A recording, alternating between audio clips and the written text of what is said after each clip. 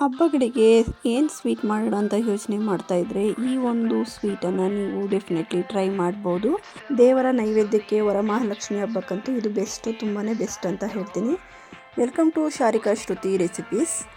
ಇನ್ನೂ ಯಾರು ನಮ್ಮ ಚಾನಲ್ಗೆ ಸಬ್ಸ್ಕ್ರೈಬ್ ಆಗಿಲ್ಲ ಅವರು ಈಗಲೇ ಸಬ್ಸ್ಕ್ರೈಬ್ ಆಗಿ ಮುಂದಿನ ನೋಟಿಫಿಕೇಷನ್ಗಾಗಿ ಬೆಲ್ಲೈಕನನ್ನು ಪ್ರೆಸ್ ಮಾಡಿ. ವಿಡಿಯೋ ಇಷ್ಟ ಆದರೆ ಲೈಕ್ ಮಾಡೋದನ್ನು ಮರಿಬೇಡಿ. ಬನ್ನಿ ಹಾಗಾದರೆ ಈ ಕ್ರಿಸ್ಪಿ ಆದಂತಹ ಲೇಯರ್ ಆದಂತಹ ಚಿರೋಟಿ ಮಾಡೋದು ಹೇಗೆ ಅಂತ ನೋಡೋಣ. ನಾನಿಲ್ಲಿ 1 ಕಪ್ ಆಗೋಷ್ಟು ಚಿರೋಟಿ ರವೆಯನ್ನು ತೊಗೊಂಡಿದ್ದೀನಿ, ಅಂದರೆ ಒಂದು ಅರ್ಧ ಕಪ್ ತೊಗೊಂಡಿದ್ದೀನಿ. ನಿಮಗೆ ಜಾಸ್ತಿ ಬೇಕಂದರೆ ಜಾಸ್ತಿಯನ್ನು ತಗೋಬೋದು.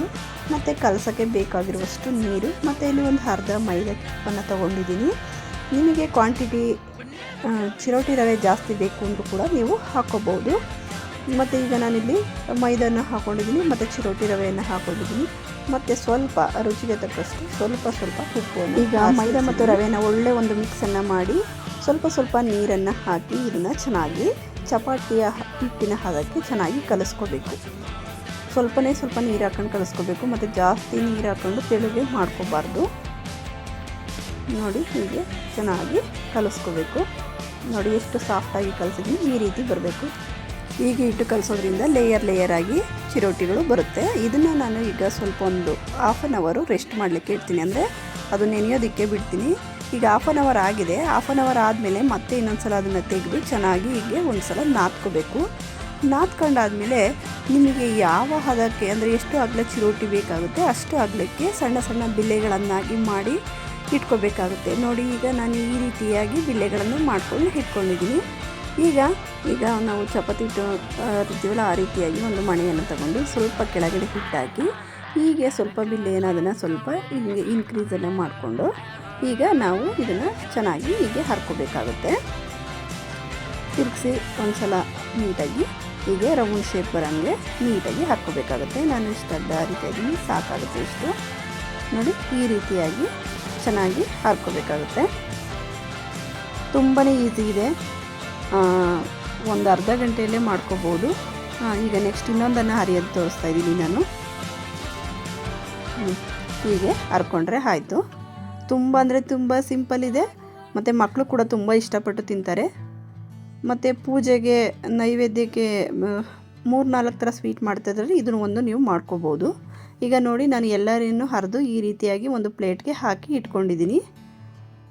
ಎಷ್ಟು ಚೆನ್ನಾಗಿ ಕಾಣಿಸ್ತಾ ಇದೆ ಅಂತ. ಮತ್ತು ಒಂದಕ್ಕೊಂದು ಅಂಟ್ಕೋಬಾರ್ದು, ಆ ರೀತಿಯಾಗಿ ಮಾಡ್ಕೊಂಡು ಇಟ್ಕೋಬೇಕು. ನೆಕ್ಸ್ಟು ನಮಗೆ ಬೇಕಾಗುವಂಥ ಕ್ವಾಂಟಿಟಿಯಲ್ಲಿ ಸಕ್ಕರೆಯನ್ನು ತಗೊಂಡು ಈಗ ಒಂದು ಮಿಕ್ಸಿ ಜಾರ್ಗೆ 1 ಕಪ್ ಸಕ್ಕರೆಯನ್ನು ಹಾಕಿ, ಇಲ್ಲಿ 1 ಕಪ್ ಸಕ್ಕರೆಯನ್ನು ತೊಗೊಂಡಿದ್ದೀನಿ. ನೀವು ಎಷ್ಟು ಕ್ವಾಂಟಿಟಿ ಮಾಡ್ತೀರೋ ಅದ್ರ ಮೇಲೆ ನೀವು ತೊಗೋಬೇಕಾಗುತ್ತೆ. ಈಗ ನಾನಿಲ್ಲಿ ಒಂದು 5 ಏಲಕ್ಕಿಯನ್ನು ಯೂಸ್ ಮಾಡ್ತಾಯಿದ್ದೀನಿ. ಇದಕ್ಕೆ ಒಂದು 4-5 ಏಲಕ್ಕಿಯನ್ನು ಹಾಕಿ ಇದನ್ನು ಏನು ಮಾಡಬೇಕಾಗುತ್ತೆ, ಮಿಕ್ಸಿಯಲ್ಲಿ ಸಣ್ಣಗೆ ಪೌಡರನ್ನು ಮಾಡ್ಕೋಬೇಕಾಗುತ್ತೆ. ಶುಗರ್ ಪೌಡರನ್ನು ಈಗ ನಾನು ಬ್ಲೆಂಡ್ ಮಾಡ್ಕೊಂಡಿದ್ದೀನಿ. ಈಗ ಆಗಿದೆ. ಇದನ್ನು ನಾವು ಒಂದು ಬೌಲ್ಗೆ ಹಾಕ್ಕೋಬೇಕಾಗುತ್ತೆ. ಈಗ ಪಕ್ಕದಲ್ಲಿ ಎಣ್ಣೆಯನ್ನು ಕಾಯಲಿಕ್ಕೆ ಇಟ್ಟಿದ್ದೆ ಒಲೆ ಮೇಲೆ. ಈಗ ಆಯಿಲು ಕಾಯ್ದಿದೆ. ಈಗ ಇದಕ್ಕೆ ನಿಧಾನವಾಗಿ ನಾವು ಅರ್ದಿದ್ದಂತಹ ಚಿರೋಟಿಯನ್ನು ಎಣ್ಣೆಗೆ ಬಿಟ್ಟರೆ ಆಯಿತು.